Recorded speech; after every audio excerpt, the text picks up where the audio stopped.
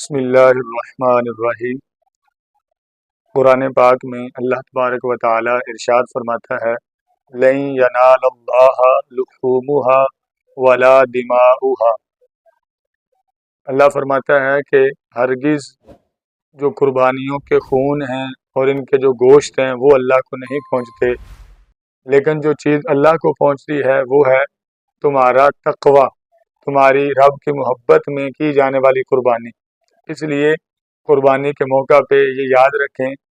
کہ جو مستحب طریقہ ہے قربانی کے گوشت کی تقسیم کا وہ یہ ہے کہ آپ گوشت کے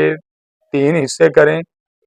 ٹوٹلی گوشت کو تقسیم آپس میں مکس کریں اور پھر 3 حصوں میں تقسیم کرنے کے بعد ایک حصہ اپنی فیملی کے لیے رکھ لیں اور ایک اپنے عزیز و اقارب کو بانٹ دیں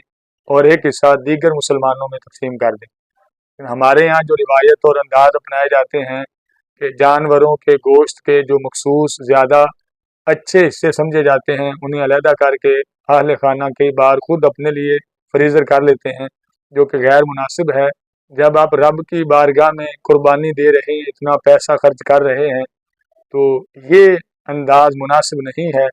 اللہ کی بارگاہ میں جب قربانی دے رہے ہیں تو اس میں سے جو آپ کا حصہ مستحسن اور مستحب طریقے سے ہے اسے لیں، اچھا گوشت خود رکھ کے،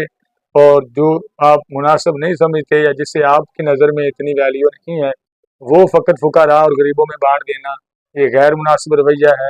اور یہ قربانی کے جو تقاضے ہیں ان کے مطابق نہیں ہے۔ لہٰذا اپنی ان کوتاہیوں کو دور کیجیے اور اس موقع پہ اپنے آپ کو صحیح طرح سے قربانی کر کے اپنے رب کی رضا بنانے والا بندہ بنائیے۔